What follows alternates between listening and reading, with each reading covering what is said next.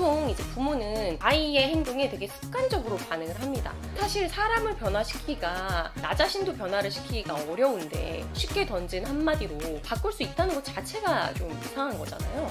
특히 말을 잘 듣는 아이의 부모님일수록 되게 주의하셔야 되는데요.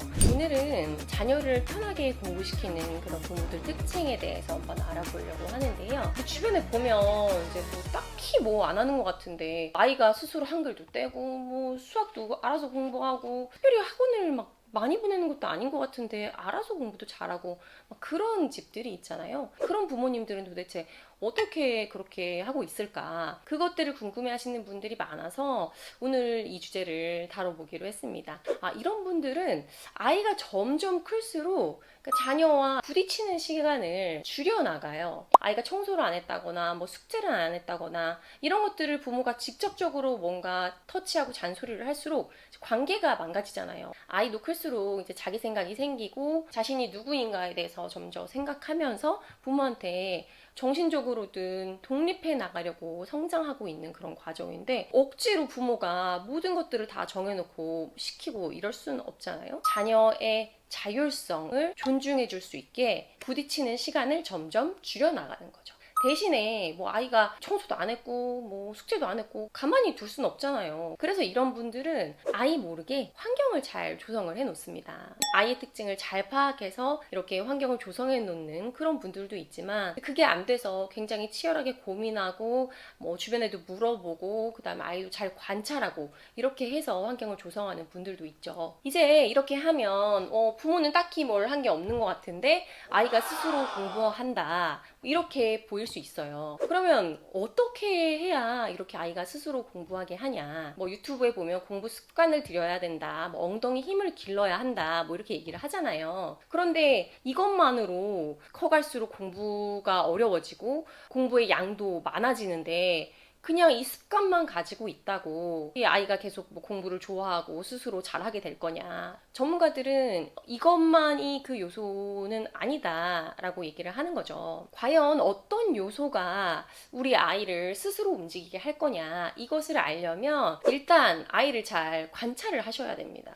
아이가 무엇에 움직이는지, 뭐 예를 들면 승부욕이 굉장히 강한 아이인지, 아니면 친구들을 너무 좋아하는 아이인지, 뭐 칭찬의 말에 잘 움직이는 아이인지 이런 것들을 잘 관찰하셔야 돼요. 우리 아이는 사실은 친구들하고 협력하면서 뭔가 쌓아나가는 그런 걸 좋아하는 아이인데 내가 어떤 강의에서 남자아이들은 승부욕을 자극해야 된다더라 뭐 이런 걸 듣고 와서 계속 승부욕을 자극하면 아이가 학습에 흥미를 느낄까요? 우리 아이가 어떤 아이인지 잘 파악하는 게 중요합니다.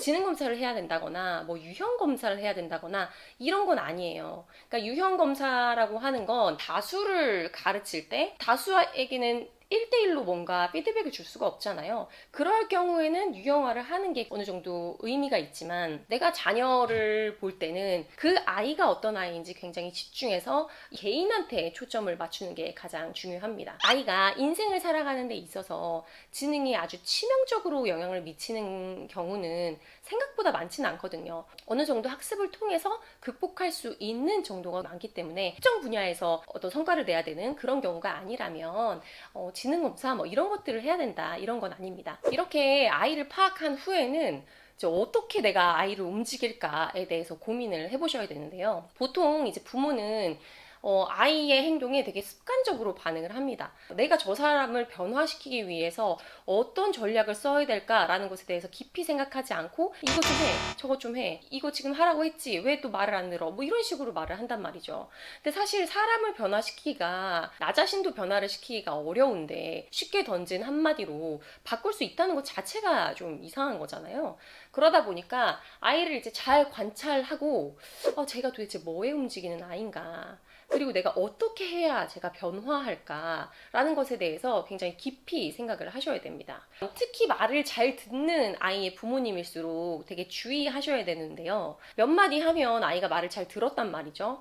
그러면 점점 커갈수록 아이가 스스로 해야 되는 일임에도 불구하고 내가 계속 말을 해야만 움직이는 그런 상황이 오고 아이의 자기 주도성이 떨어지게 되기 때문에 부모님이 아이와 직접적으로 부딪히는 그런 일들은 좀 덜 만드시고 대신에 한 발짝 뒤로 물러서서 우리 아이가 어떤 아이인가 파악하는 시간을 가져보셔야 합니다.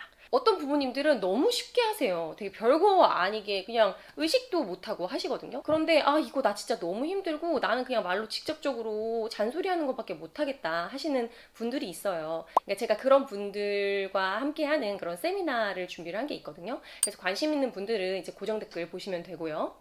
그러면 여기서 끝이 아니에요. 그러니까 공부하는 그 과정에서 아이의 동기를 자극을 해주셔야 되거든요. 많은 분들이 이제 아이가 해야 할 일을 했을 때 용돈, 뭐 칭찬, 선물 이런 식으로 이제 외부적인 보상을 많이 주시죠. 이런 것 때문에 아이가 공부를 시작했다고 하더라도 그 공부 과정 안에서 재미를 느껴야 아이가 그 다음부터 계속 스스로 공부를 하게 됩니다. 2022년 연구에 따르면 하나의 지식을 얻는 것 자체가 내부적인 보상이 된다고 하거든요. 그래서 지식을 얻은 게 내부적인 보상이 돼서 또 다른 지식을 찾으려고 한다는 거예요. 그리고 그 지식을 얻을 때마다 긍정적인 경험을 얻는다고 합니다. 아이가 하다가 뿌듯함을 느끼는 그런 모습이 보일 수 있어요. 표정에서든 아니면 말에서든 그 뿌듯함을 느꼈을 때 부모가 그걸 딱 캐치해서 의식하게 해줘야 돼요. 상아야, 지금 이거 푸니까 굉장히 뿌듯했나 봐. 표정이 굉장히 좋아졌네? 이렇게 얘기를 하면서 아이도 스스로 내가 이걸 해서 뿌듯했구나 라는 걸 의식하게 해줘야 됩니다. 그러면 다음번에 지금 시작하긴 싫지만 하면 뿌듯해져 라는 것들을 의식할 수 있게 되거든요. 이게 1시간을 공부하는데 그 중에서 5분 진짜 짧게만 뿌듯해도 상관없어요. 딱 그 부분만 캐치하면 되거든요. 그런데 아이가 그 하는 내내 뭔가 힘들다, 1%도 뿌듯함이 없다 이러면 난도의 문제가 있는 거예요. 너무 양이 많다거나 너무 어렵다거나 하는 문제이기 때문에 이건 이 부분을 바꿔줘야 되는 그런 부분입니다. 이게 바쁘신 부모님들이 아이가 뭐 공부하는 걸 계속 지켜볼 수는 없잖아요. 근데 계속 지켜보지 않으셔도 괜찮아요. 중간중간 흘긋흘긋 보시면 아이가 뿌듯했는지 안 했는지, 하는 내내 어려워했는지 이 정도는 보실 수 있거든요. 30초, 1분 정도라도 시간을 내서 흘긋흘긋 쳐다보시면 훨씬 아이한테 좋은 피드백을 주실 수 있을 거예요. 공부하라는 소리를 너무 싫어하고 무슨 말을 해도 안 듣는 것 같아요. 그건 아이의 현재 상태를 좀 안 바라보셔서 그래요. 저도 그렇지만 부모님들 워낙 할 일이 많고 신경 써야 될 때가 많잖아요. 근데 이제 아이 공부도 신경 써야 되니까 야 공부 좀 해, 알아서 너 좋으려고 하는 건데 왜 그걸 안 하고 있어, 뭐 이런 마음에서 이렇게 행동을 하시는 건데, 아이도 책상도 깨끗하고 피곤하지도 않고 부모님이 하라고 그러면 안 할 이유는 없거든요. 그런데 가족여행을 몇 박 며칠 다녀와가지고 피곤해 죽겠는데 야 너 이제 여행 갔다 오고 많이 놀았으니까 이제 빨리 공부해. 아니면 뭐 학원 엄청 많이 보내놓고서 너 내 눈앞에서는 공부 안 했으니까 이제 와가지고 빨리 책상 앞에 앉아서 공부해. 이러면 당연히 공부를 하기가 싫겠죠. 우리도 이렇게 생각 한번 해볼까요? 뭐 내가 김밥 장사를 하는데 하루 종일 김밥 싸고 치우고 설거지하고 이러고 왔는데 딱 집에 왔더니 엄마 밥 줘, 이러면 어떨 것 같아요? 엄마 입장에서는 굉장히 답답할 거잖아요. 아이에게 내가 뭔가 요구하거나 어떻게 지시를 해야 될 때는 아이의 상황을 파악한 후에 하시는 게 좋습니다. 그렇지 않으면 그냥 이 나의 말이 메아리가 될 확률이 커요. 그 아이를 정말 변화시키고 싶다. 그러면 이 아이가 어떻게 해야 움직일 수 있을까 한 번 더 생각하시고 나가셔야 됩니다. 정리하자면 편하게 자녀들을 공부시키는 그런 부모님들은 자녀와 이제 직접적으로 부딪히는 그런 시간을 점차 줄이고 자녀를 잘 관찰해서 잘 파악한 다음에 그 아이가 공부에 흥미를 느낀 그 순간을 캐치해서 의식하게 해준다는 거예요. 그리고 자녀가 힘든 공부를 덜 힘들게 할 수 있게 그런 환경이나 맥락을 설정해준다는 거죠. 여러분, 누군가를 변화시키는 건 굉장히 어려운 거잖아요. 내가 너 위해서 하는 말인데 왜 이렇게 안 바뀌니? 이렇게 말을 한다고 해서 사람은 변하지 않습니다. 누군가를 변화시키려면 부드러운 개입으로 그 주변의 환경이나 맥락을 잘 설정해주는 좋은 선택을 유도할 수 있는 그런 넛지를 곳곳에 깔아두셔야 해요. 이런 역할을 하는 사람을 선택 설계자라고 하는데요.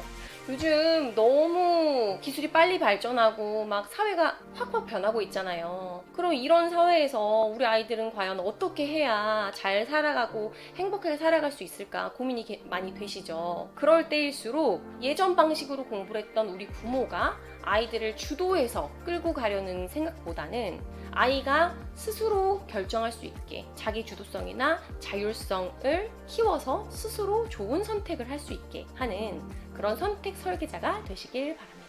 이 영상을 보는 모든 부모님들을 응원하면서 영상 마치도록 할게요.